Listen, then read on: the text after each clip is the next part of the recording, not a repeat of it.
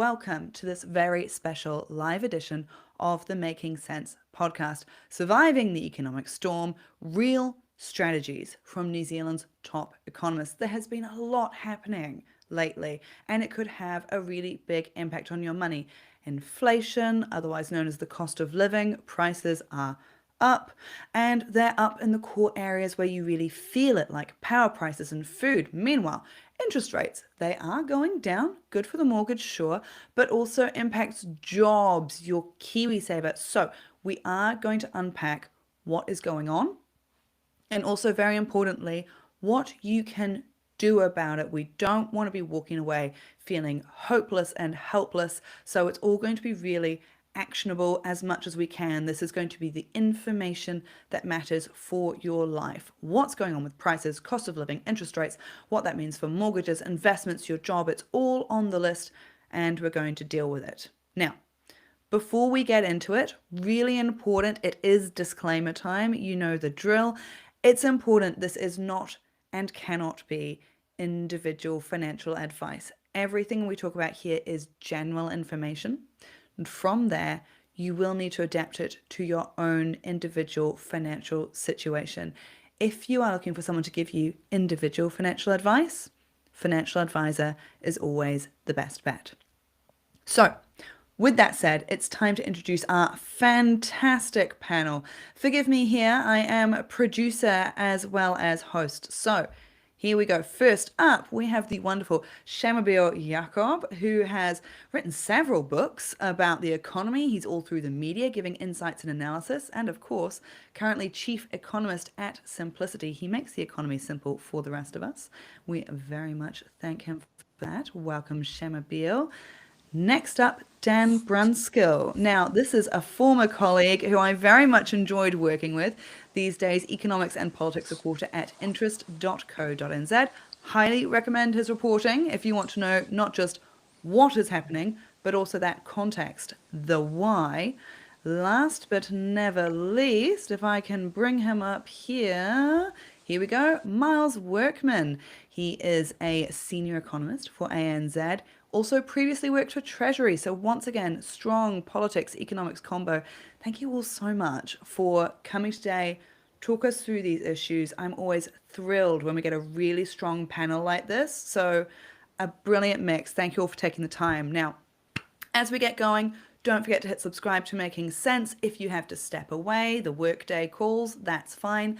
The replay will be here up on YouTube, Apple Podcasts, Spotify. So hit subscribe, come back to it if you need to. But until then as well, make the most of the time that we do have together live. You can drop your questions into the chat, and you can also say which of the areas that I've mentioned so far are most on your mind at the moment, because if we know that that's a really big area of concern for a lot of people, we can maybe spend a bit more time there. So keep the conversation going and have a chat to us. But let's dive into it for now. Look, this first question, I'm going to scoot around all of you. There's a lot happening in the economy right now. What is the number one thing that you're keeping an eye on? Let's start with you, Shamubeel. Well, the number one thing that I'm looking at is what's going on with jobs. I think that's the biggest connection people have with the economy. If you don't feel confident about getting a job, moving jobs, getting a wage increase, especially in the current climate of rising cost of living, I think it gives people real pause for thought when it comes to whether I'm going to go out and spend, whether I'm going to invest, whether I'm going to do that big thing that I want to do. So that's probably the thing that I'm watching the most.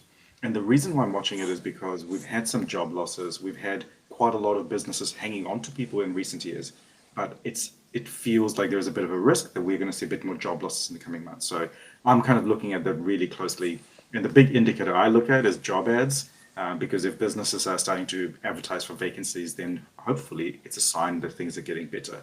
And there we're starting to see just a little bit of a beginning of a recovery, but very uneven across New Zealand. Yeah, it's tricky that, isn't it? Because so much of our data is given to us on quite a lag. We're always looking at this so much from the past. So we do have more jobs data coming out in November. And the idea is, and I'd love to know your thoughts on this, that probably the unemployment rate is going to be going up. that's going to be based on older data, but you're looking at things like the job ads. Is that slightly fresher data? Like, how do we balance those? Yeah, I mean, I literally call up the people that trade me and ask them what's going on. And so you can get a daily kind of look at what's going on. So it is possible to get some of those indicators that are much more frequent. And so, with the economy, there is no one big measure that tells you the truth. We're always triangulating based on lots of information. Some of it's quite old, some of it's quite fresh, but you're really trying to get a sense of, given what we see, what's the kind of holistic picture. Right now, I think the story is that it's just been a really tough winter. I think there's just no denying it. And we're starting to see some signs that some of those very negative things are bottoming out. But I don't think we're yet seeing that kind of strong recovery that's well knitted together, spread through the economy yet. But I travel around the country a lot, going down south in New Zealand. Things feel pretty good down there. Canterbury is doing really well. Otago, there's a lot of positivity. Across the middle of North Island, not so much. Okay, some really interesting things there for us to dive into as we keep talking. Dan, what about yourself? What's the number one thing that you're keeping an eye on at the moment? I tend to worry about the things that other people are not. So I guess the thing that I'm slightly nervous about is inflation risks. I don't particularly like to see inflation at 3%. I know everyone who does economic modeling is very confident that it will come down, but as someone that can't see the economic models, I just see inflation going up, and that makes me a little bit nervous. The other thing I'm worried about is sort of a longer term problem is the risk that we are potentially losing productive capacity during this recession, and that when we do accelerate back to full speed, that full speed will be lower than it used to be. And I sort of worry about that and hope we're doing what we can to stop that being the case. So those are kind of the two things that I'm sort of thinking about and worried about, rationally or not. Yeah, and I think that the inflation point is a really important one that I agree with you. When you talk about the productive capacity, can you give me a plain English description Mm. of what that means and why that might be a worry? Yeah, I guess the productive capacity of an economy is how much stuff can you produce and things can you do without causing inflation.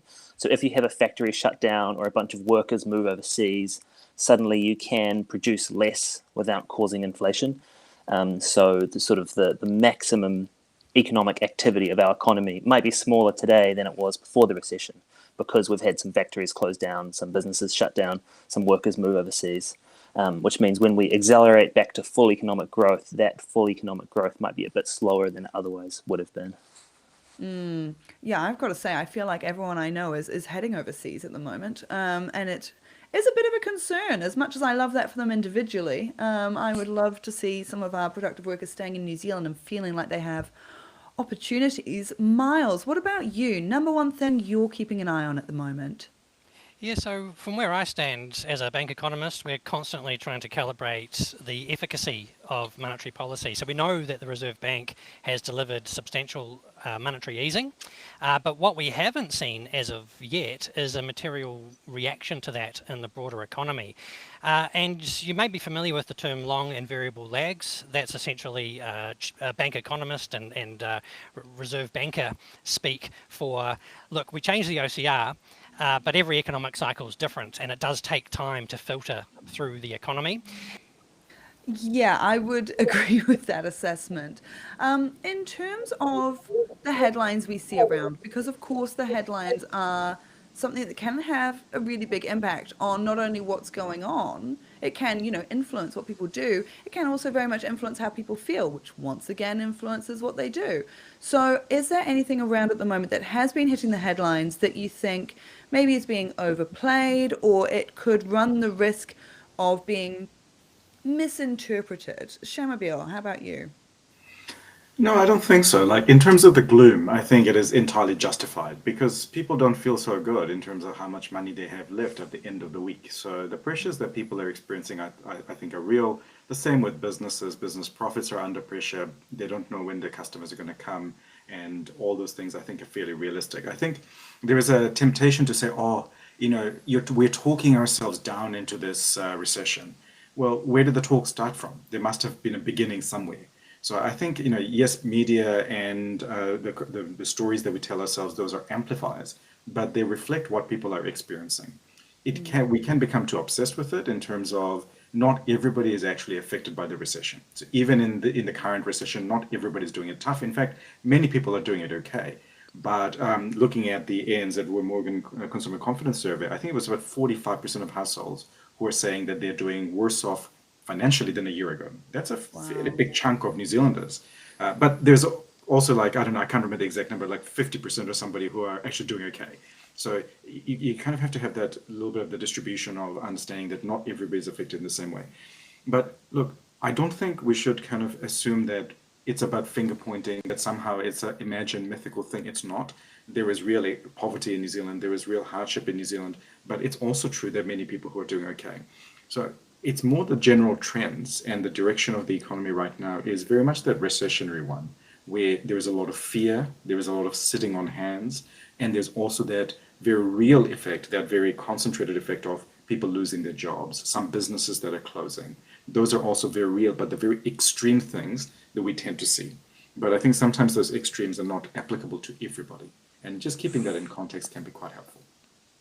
Yeah, absolutely. Dan, what about you? I mean, I certainly know the pressure when you're the one writing the headlines to try and sum something up in a sentence and not be misleading. Is there anything where you look at it and you're thinking we're running a bit of a risk here of misleading or misinterpreting?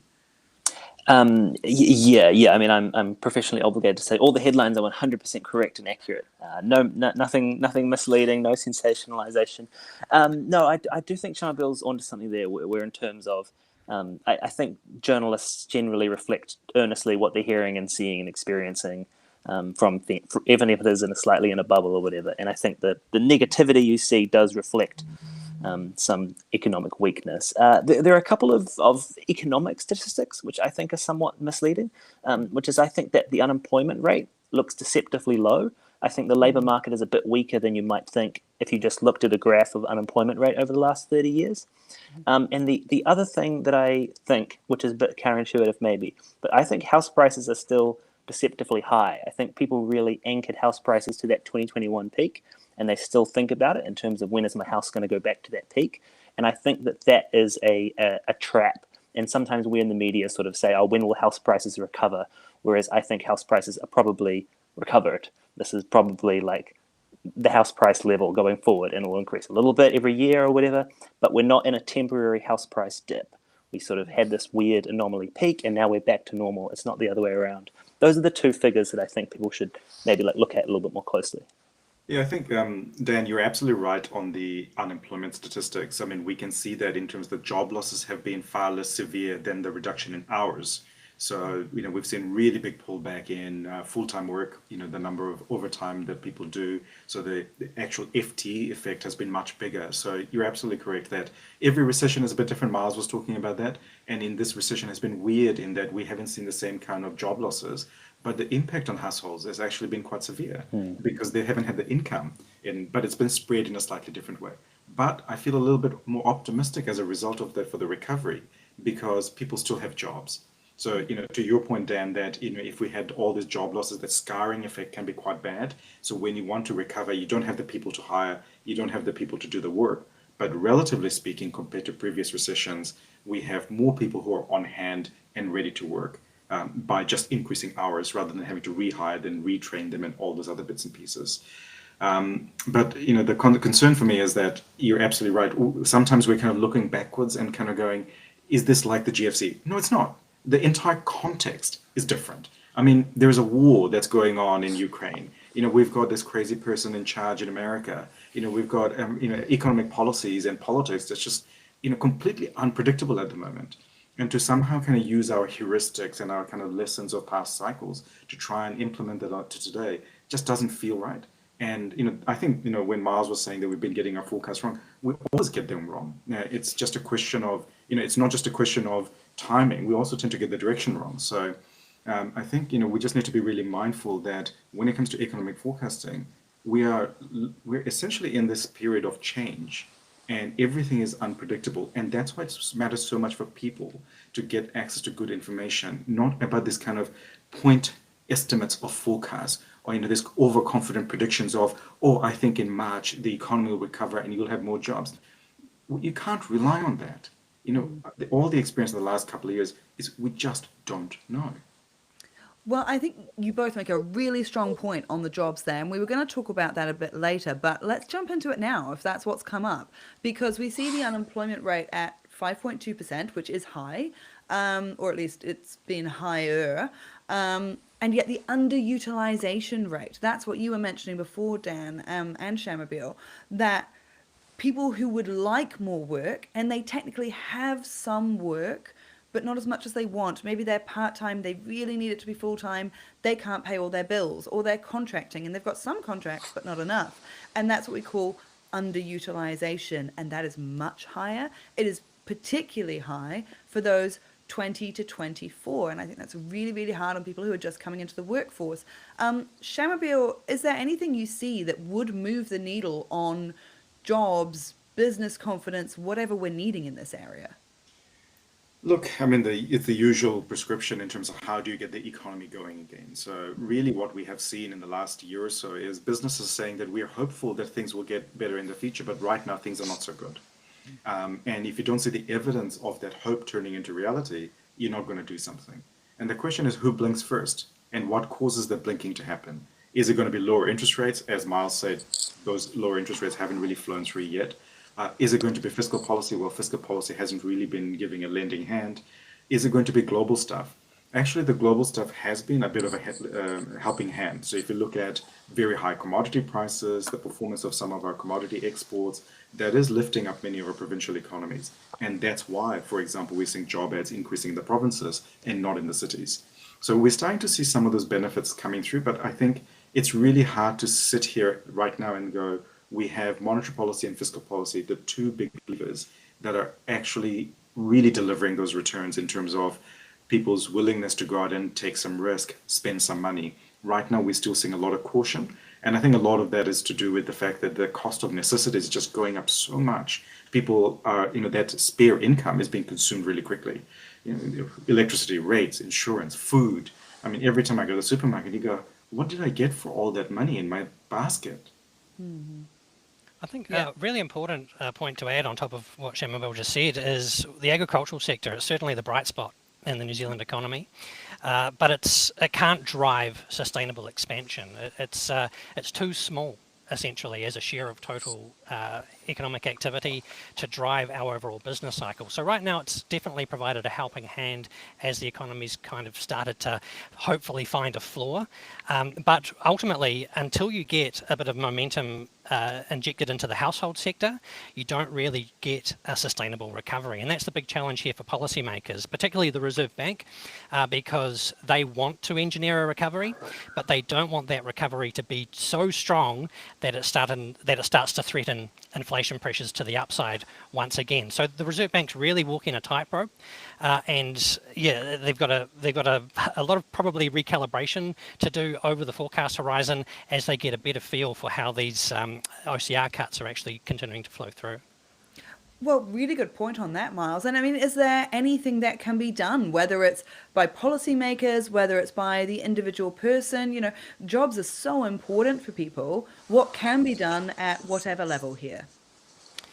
I think the good news is we've done the hard yards in terms of, well, fingers crossed, we've done the hard yards. And what I mean by that is the economy has gone through the pain that the Reserve Bank intentionally inflicted on it, because the post-COVID response was just too much stimulus for the economic conditions. And to basically knock inflation on the head, the governor of the Reserve Bank essentially said, we are going to induce a recession. So the hard yards have, fingers crossed, been achieved, and now it's a case of getting the economy back on its feet. It does take time. And because of the high costs and pressures, or the high cost environment that many households are facing, I think it's fair to assume that the household sector, the recovery that we are going to see, it is going to be gradual. You could even characterise it perhaps as a bit of a grumpy recovery, in the sense that it's just not going to feel great. Slower inflation doesn't mean prices are falling. Right? It means the pace of price rises is just slower than what it was yesterday. So if you think about affordability of goods and services, it's a pretty slow burn story, right? Because you've got stable and relatively low growth in consumer prices, and you've got this income catch-up story. So what really matters for households is their purchasing power. If the goods and services prices are stable and low, but we're still expecting this sort of gradual recovery in household incomes, look, that ratio correction, it's just going to take a bit of time. So I think what we are in for is a cautious and a bit of a recovery that for many households isn't going to feel very boom-like, if that makes sense. No, it does. It makes a lot of sense. I mean, Dan, inflation and cost of living coming up a lot here, and I think it is really top of mind. It's a really big factor in this discussion. Um, Inflation technically is sort of at the top end of manageable. And yet it's really hitting those core categories that people can't avoid paying for. It's hitting things like the power prices was a big one I saw. Of course, food, housing, rates and insurance have been ones that have come up a lot. It's the type of categories that you can't avoid paying for where it's coming up the most, and it's the stuff that you can avoid where it is not hitting as hard. I mean, are there any sort of actions that people can be taking either at an individual level, or is there things that the government should be doing? What would we like to see to pull the lever in this area?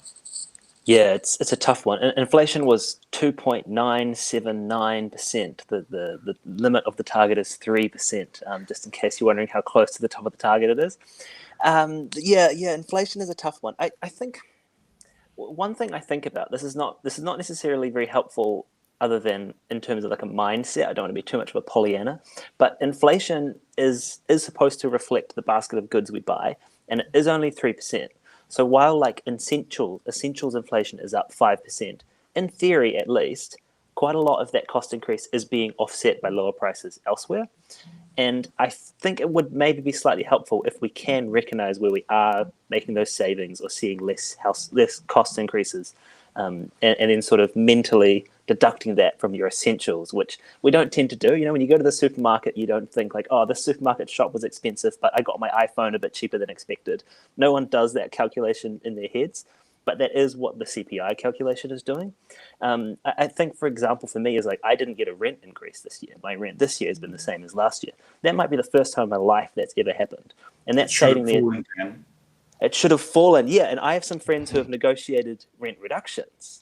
And that goes a long way to helping with your grocery bill or your power bill if your rents aren't going up or God forbid, going down. So I reckon if you are a renter and your rent is coming up for renewal, ask for a reduction and just see if they take it, because people are getting that. It is happening. And people don't think to negotiate rent reductions because we haven't had them in our lifetimes. But we are currently in a sort of weak rental market where if you go to your landlord and say, I don't want it to go up 5%, I want it to go down 5%, they might say yes. So I would give that a shot if I were looking to make some savings. Dan, I think the issue with inflation is the high frequency stuff that you buy all the time. That's the bit that really influences your behavior, because that's what focuses your mind in terms of how you spend, how you consume. And I think that is the challenge. But also, I think the characteristic of the current inflation is not that the cost of electricity and rates and insurance and food is going up because we're consuming too much of it. It's because there are some other issues going on. In fact, inflation in those bits that are responsive to, I guess, the economic cycle are relatively low. And I think that's the good news here, is that that's why the Reserve Bank has cut interest rates, why they will cut interest rates again. To Miles' point, they wanted to engineer this recession, but I think it was deeper and longer than they expected. So certainly, if you look at the current economic cycle, this is deeper and longer than the GFC, and the projected recovery is shallower and longer than the GFC. So, they've engineered a hell of a recession, and we are all paying the price of that. So, the decisions that people are having to make in terms of their own kind of jobs, careers, incomes, and the fear of inflation, all those things I think are in a slightly different setting. And I think Francis asked, what can you do? I think the thing that we can do is the Reserve Bank cut interest rates more because they went too far and too hard. And if they cut interest rates more, then it will give some stimulus for the borrowers, and particularly for people who are starting new businesses or making new investments. But the challenge, of course, is that all the savers, and we have more and more savers now, who are going to be hit really hard. And so it's not as easy as it used to be. I think the demographics, I think the way that people save, the way people behave it's quite different from what it was during the GFC. And it's quite different from, I think, some of the mental models that we've used, that there's just an easy way to do things. I don't think there are any easy ways that are in front of us. Yeah, agreed. And I see in the chat there's been quite a bit asking about inflation and jobs. So we're just going to stay here for a moment. But I also see some people asking about investments. So we are going to come to that very soon as well. So keep dropping in your comments, your questions. It means that I know which areas are most important to you and we can lean into them while we've got this wonderful panel of experts here. Shamubeel, I think as well, you mentioned there about reducing interest rates because we had the most recent interest rate cut quite significant, even generating those headlines of calling it shock therapy because it was that 0.5% interest rate cut. And then that does hopefully, as you say, do things like boost jobs, reduce costs for people, but could also send inflation and the cost of living and prices back up. So how does this balance out, do you think? Good news, bad news, a mix? I think it's good news for borrowers. I think it's good news for the economy. It's bad news for savers. I'm less concerned about inflation because the spiral that we're thinking about is if we cut interest rates, suddenly there'll be so many jobs that people will be getting wage increases that are really, really high to compensate for them for the cost of living increases. That's simply not happening at the moment. I mean, I was talking to my neighbor who's a vet. He had a job ad and 600 applications for a receptionist. Wow. So, it's Hunger Games out there when you're looking for jobs. Is anybody getting massive pay increases when they start a new job at the moment? Good luck. That is not where the inflationary pressures are in the economy. It's the lack of jobs, lack of inflation in wages that's actually reducing people's ability to spend. So it doesn't mean that there's no risks in the future. I think there are plenty of risks in the future. But right now, I'm not worried about inflation. What I'm worried about is businesses going bust, more people losing their jobs, and the scarring that we have avoided in the last little while, that becomes the reality. What we don't want is, this kind of this stabilization that Miles talked about, this hopefully reaching the bottom.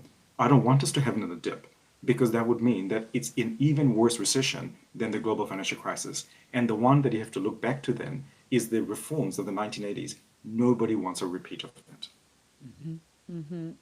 Absolutely agree on that.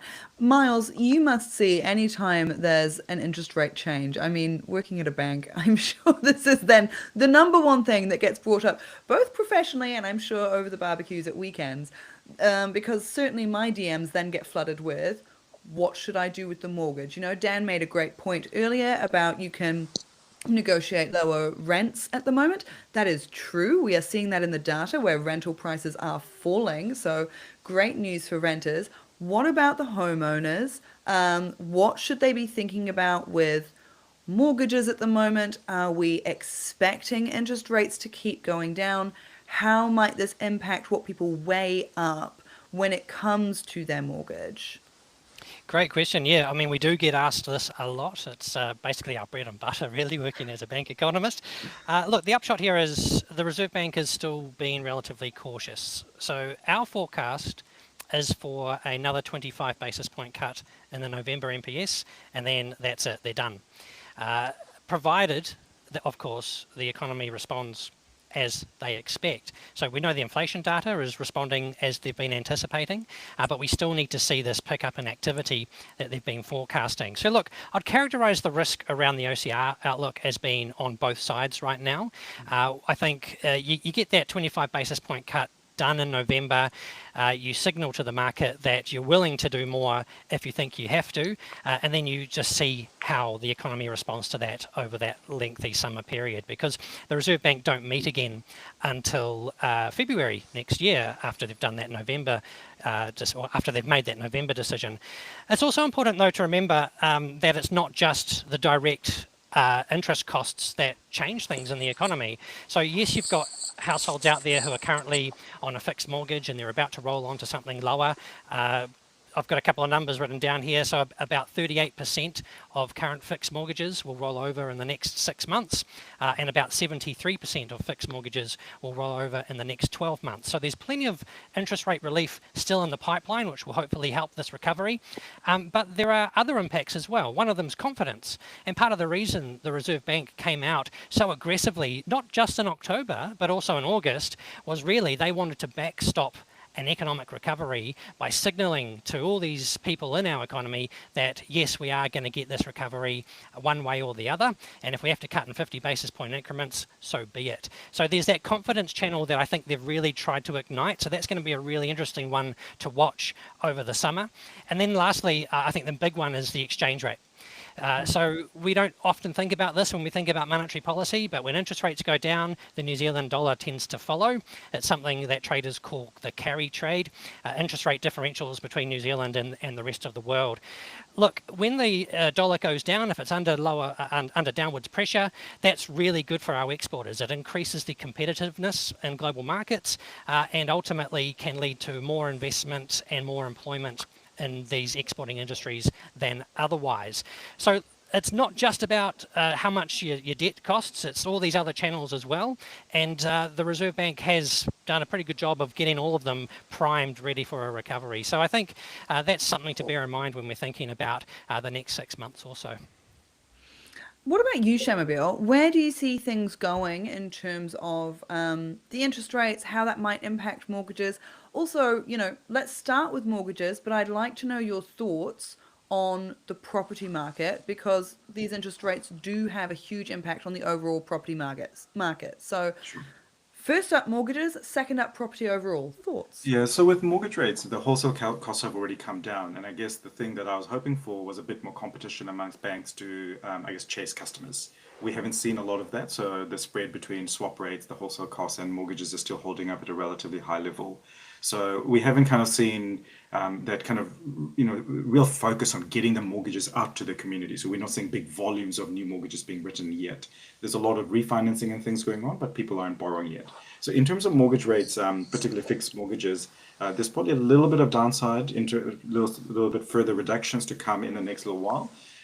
My kind of personal feel is the Reserve Bank will have to cut again in February because they haven't done enough. They went too hard. They left interest rates too high for too long. They've caused a lot of damage to the economy. It's not going to turn around that quickly because those signals are just not going to come through. And the cost of living is just mopping up too much of the pressure on people on fixed incomes. Because only about a third of New Zealanders own their own homes with mortgages. So 2/3 of New Zealanders are not getting the benefit of this interest rate cuts. So the impact on the property market, I think, is very much around whether you think people will be confident enough to go out and get mortgages to buy something, which they probably will because we have a national obsession with housing. But the challenge is if you want to do it for an investment property right now, it's really challenging maths, right? You're not confident about the outlook for capital gains and the rental yields are not looking very good. And getting your place rented is a lot harder than it used to be, even a couple of years ago. So things are, I think, a little bit more challenging in the property market. But my sense is that if I look at the numbers from Ryan's, for example, in terms of the number of houses that are selling, have been recovering from that low during the high interest rate period, but it's kind of fizzled out in the last few months again. So the confidence is still very on and off. And, when it comes to the property market, I've always gotten the forecast wrong. So, I'm not going to pretend like I'm going to be able to get this right. But what I'm hearing from talking to real estate agents around my neighborhood is properties are taking a long time to sell. And they're only selling when people are willing to meet the market in terms of much lower prices. I think Dan mentioned this before.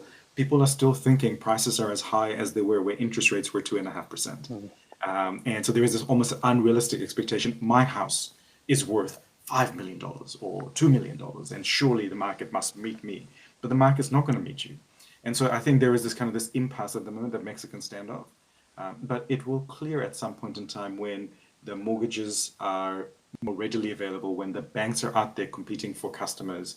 We haven't quite seen that yet. So I know Miles can't talk to his bank's retail division, but I guess that's kind of what I'm really looking for the property market. We tend to see the strongest activity in the property market when banks are out there aggressively trying to lend money to people, because ultimately that's the thing that fuels our property cycle. That's the leverage multiplier. All right. And of course, outside of property as well, Dan, I mean, interest rates are a little bit of the secret sauce that impacts all of the money world. We look at it and we immediately get headlines on mortgages because, let's be honest, people who have a mortgage often buy newspapers as well. So it's a great way to shift things. It's very relevant to that audience. But it impacts absolutely everything. I mean, what do you think in terms of how it might impact the money world outside of the property, the mortgages? I mean, KiwiSaver jobs, whatever's on your mind. Yeah, I like to say that if you grab a shovel and start digging anywhere in the economy, it won't be long before you hit an interest rate. They're sort of under everything. But yes, obviously, we do love our property market, and it has not gone anywhere recently. New Zealand stocks have also done very poorly. I don't think that's necessarily just about interest rates. We have sort of idiosyncratic stock market. But investments more generally worldwide have been going, what the technical term is bananas. I think the S&P 500 is up something like 95% in the past year. New Zealand stock market is up 7%. I don't know if that gap has ever been so wide in history. I've not gone and looked, but I would be surprised. Australian stocks are up sort of 45%. And I think it feels slightly contradictory in some ways because we're talking about all this geopolitical uncertainty, and there's a recession risk in the US, and there's a recession here, and kind of the mood is super negative, but the stock market is just like straight up forever, let's go. I think a lot of that relates to the sort of AI boom and the AI, both hype and the investment that comes with AI. People are very excited about AI transforming the world, but they're also building data centers and making investments and hiring people to build AI products. And that is actually stimulating a huge amount of activity in those markets that are investing in AI. So there's kind of this split screen view where stock markets are doing pretty good in most parts of the world, except for New Zealand, where it's been terrible. But sort of the economies around them are sort of looking a bit more fragile, and that sort of activity is not equally shared across all sectors. There's this handful of sectors that are booming and a bunch of other sectors that are sort of floundering and treading water. So it's one of those things where if you're an index fund, it's sort of going up and it's great. But if you went and chose a bunch of investments, well, you may have chose well, you may have chose poorly. There's sort of a wide range of possible outcomes. On the New Zealand stock market, when the Reserve Bank did do its 50 basis point rate cut the other day, you did watch the stock market that day bounce straight up. I think it was 0.5% or 2%, or I can't remember the exact number now, but you saw an immediate reaction on the stock market. So definitely the shock therapy in that regard did work, at least a little bit, for the day. Yeah, exactly. And another shout out for index funds. Look, I just love them so much. And here we go again. While we're talking AI, actually, and this is entirely unplanned, you may or may not have a view on this, but do you have thoughts, Dan, on whether there is a bubble right now in AI? I know opinions differ. It depends on your definition of the bubble. I mean, we're definitely in a bubble. Is it going to pop and cause a financial crisis? Maybe not. I'm not so sure. I definitely think there's too much hype around AI, and that it's going to be quite hard to. What you hear from businesses is like they get an AI tool and they're like, cool, this is awesome, we really like using it. It's improved our productivity slightly, but we're not quite sure how to integrate it. And we're really interested to see what it looks like in 3 to 5 years. And then you hear Sam Altman sort of be like, oh, we need a universal basic income tomorrow because I'm about to replace every job in the entire universe. And the gap between those two things is quite wide. So I talk to people all the time who use AI. My dentist used AI, but my appointment was the same length as it always was. She just like felt a little bit more confident, could just make a few decisions a little bit quicker. She said it was a useful communication tool with her customers because it like highlights some problems in my teeth or whatever. It's like I think that the gains are real and useful, but to me it currently feels more like the internet than, I don't know, the steam engine. Yes, I love that so much. You're absolutely smashing the analogies today, Dan. It's really good. Shamubeel, as you know, you're working at Simplicity. You, I'm sure, talk about this all the time as a KiwiSaver provider. So when we've got all of these things happening, things like the conservative KiwiSavers, they are focused more on term deposits, cash. Those interest rates have such a huge impact there. Then we've got the stock market going bananas, and that is, impacting those growth or aggressive funds. I mean, what do you think? Do you see opportunities at the moment for those who do have a solid job, who maybe aren't in debt, are there opportunities with money at the moment? Yeah, great question. So at Simplicity, of course, we are what you call fairly hands-off. We try and mimic the market, right? It's more like an index fund rather than an active manager. And I guess the reason for that is I can't be confident if there is a bubble and when it might pop. So if you can't do that, then what's your strategy? So our strategy at Simplicity is very much that if you can't time the market, it's time in the market that matters. So the opportunity, I think, is the same old boring secret sauce of investing. Start early, do it regularly, and don't look at it too much. And in my mind, that's the best way to save, because if you do the contributions regularly, the movement up and down in the market is far less important than that habit of saving over a long period of time. And when you choose those products, whatever they are, it's really important you choose them that are commensurate to your risk. Don't get FOMO. Don't do things because somebody else is doing it or the market's doing something. That's the stupidest thing anybody can do, right? Because then you make bad decisions. But also, I think it's really important for people who have good jobs, good incomes, if they have spare cash right now, is not only to rely on the KiwiSaver, which has become kind of the predominant way we talk about savings in New Zealand, is you should be saving in other things too. Because the reality is KiwiSavers at current rates are not sufficient for your retirement. If you want to have a really nice, comfortable retirement, you might want to have other investments. So we've been seeing really record signups in our investment funds in the last few months. So we're seeing a lot of interest in people coming in, I think in part motivated by the very strong financial markets, but also what we're seeing is regular contributions. So that's the bit that gives me a lot of heart, that people aren't just chasing the returns. They're also kind of realizing that there is this real benefit to the habit of saving, which I know, Francis, you talk about all the time. And so to me, it's kind of like finding that balance right of, yes, of course, you should get the risk settings right. Make sure you get the right fund that's commensurate to your risk profile, your personal situation. But after that, I think it really should be as much of the set and forget as you can. 100%, you are, as you predicted, absolutely speaking my language there. Look, on these last couple, I'm going to whip around all of you on this. So I think we'll start with you, Miles, but Dan and Shamubeel, I'll get your thoughts on this too. Something the average person could be doing, bearing in mind we are all different, but what is something you think the average person could be looking at to protect their financial situation in this type of environment, Miles? Look, I think the main thing is understanding where we are in the business cycle and why.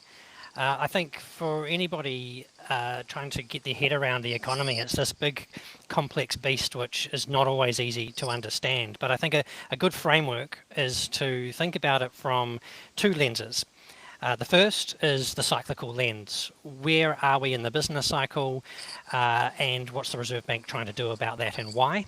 So the answer to that question is we're hopefully near the lull, and the Reserve Bank wants to engineer a recovery, get us back onto a path towards full employment.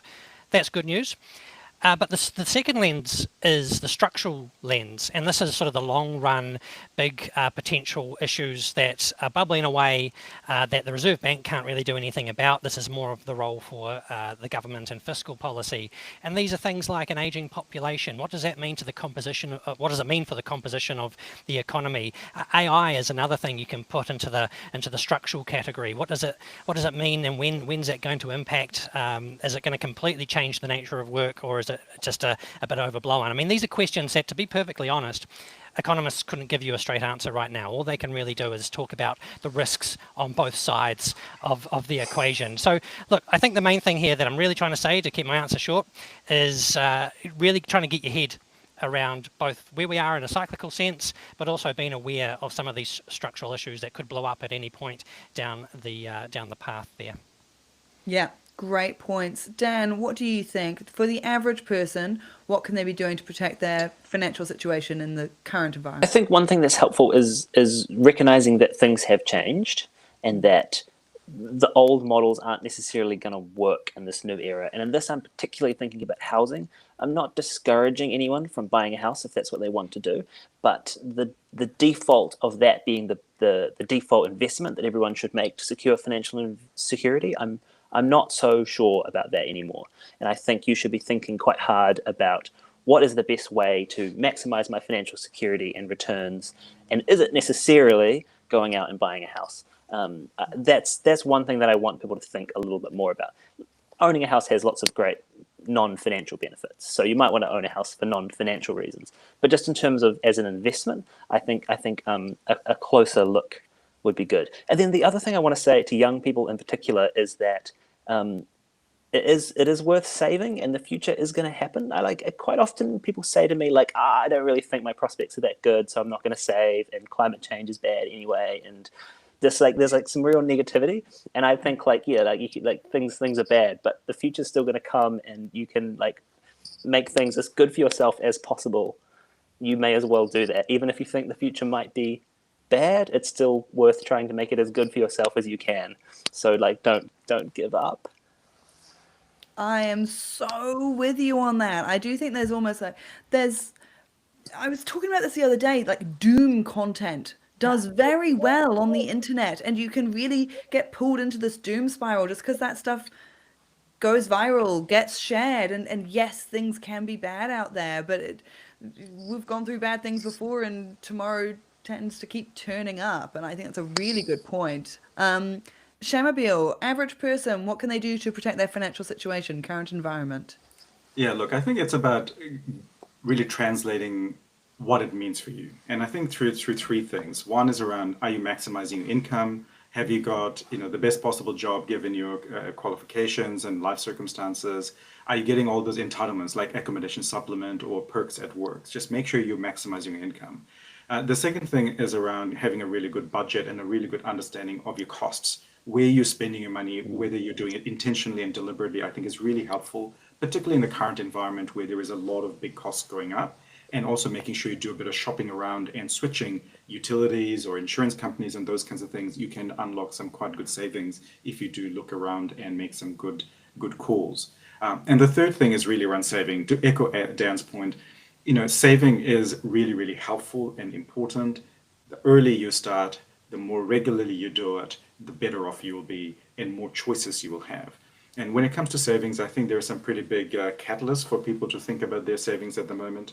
Term deposits are right now quite difficult things to have as your savings products because you're not going to get the sufficient returns when it comes to beating inflation. So getting good financial advice to make sure that you're investing in the right kind of products, right kind of risk profile is really, really important. So those three things, I think, yes, all this stuff can feel very negative.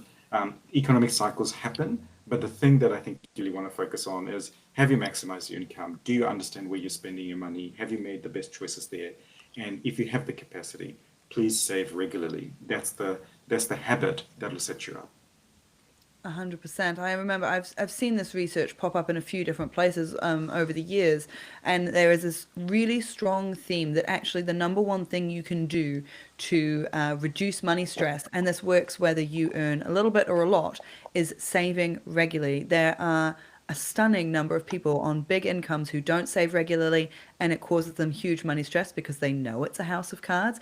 There's actually also a number of people who can be on lower incomes, manage to save, and it makes their life so much less stressful. So I think that is a really important point. On the topic of this, I mean, one of the things that does get discussed is the sort of the feelings behind the economics, behind the numbers, that you can actually, as a country, talk yourself into recession if you feel bruised, if there is a lack of confidence, people just don't take the actions that are needed to help the economy pick back up. So the last thing I think is we're going to get into our feelings. Do we have any tips on ways to stay confident or areas to look at that should genuinely make us feel more confident? Dan, I'll start with you. Yeah, it's funny. The advice we just gave everyone about save monies for your own financial security is like the worst advice we could give for the economy. What we should be saying at a macroeconomic level is like, don't save, get your money, spend it, spend it, spend it. That's why the COVID recovery was so strong. I don't know if you remember this, because we all had this idea that it was our civic duty to go and spend all of our money. And we did, and we had like crazy inflation. So I don't know, if you want to fix the economy, go spend your money, don't save it. Yeah, in terms of the feelings, I do think about this a lot in the media, obviously, because we write about it, and anything I write, well, it's less so now, but for a while, anything I wrote with a recession in the headline would get twice as many reads. So that obviously the temptation is to put recession in the headline so that you get the reads. I do think that we talked a lot about green shoots, and then the green shoots didn't come. But I think we really must be in the green shoots phase now. I do think things will get better, and there is a certain amount that, like, if you expect things, I'm generally an optimist because I think you can expect things will get better and then they do, great, or you can expect things will get better and they don't, but at least you didn't feel downhearted at the start.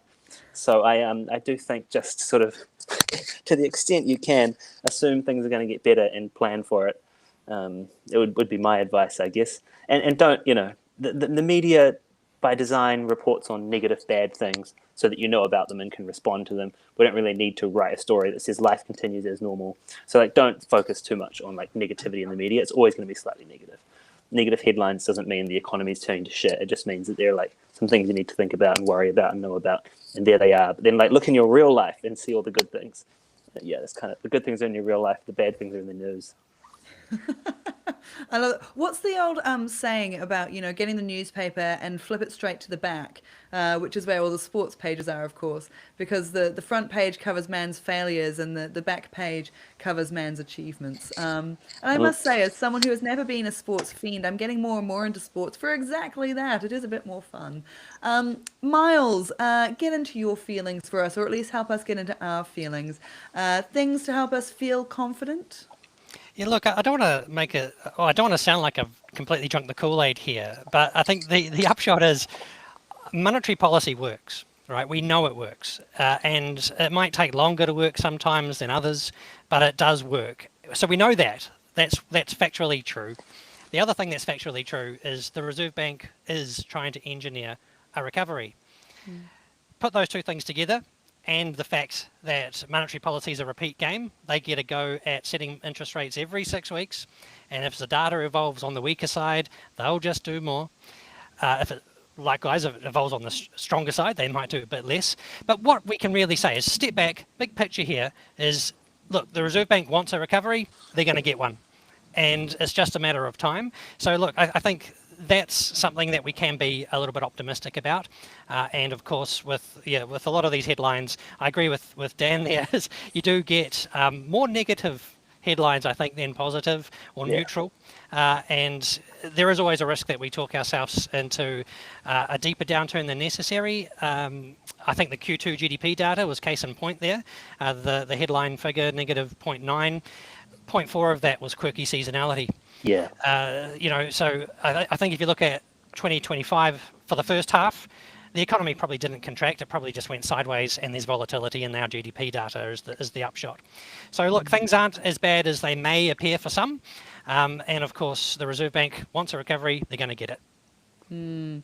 All right. Shamubeel, last words from you. Things to help us feel confident. Well, I think it's a reminder about why we go to work and why we engage in economic activity. I don't think we turn up to work because we all enjoy our work as much as economists do. I think the reason why we go to work is because we want to have leisure time. We want to have time with our family, friends, and nature. And I think, for me, that's always a constant reminder. When you do those things, even in bad economic times, you realize there's still a lot of good in life. And that'll be my invitation for you to think about what is it that drives you and motivates you to go to work and do those economic activities. More often than not, it's not the economic stuff, it's the human stuff. Hold on to that, and that will make you feel a hell of a lot better. What a beautiful note to leave it on. Thank you so much. All right, well, that is us entirely out of time. In fact, a little bit over what I promised our panel we would do here. So thank you all so much for taking the time to talk to us. Don't forget to hit subscribe to the Making Sense podcast, Spotify, YouTube, Apple Podcasts, so that you keep getting the inside word on what's going on with your money and the tactics that you need to best be looking after it. But of course, big thank you to the panel, Shamubeel Eaqub, Dan Brunskill, Miles Workman. Really appreciate those insights. So valuable. Until next time, guys, have a great rest of your day.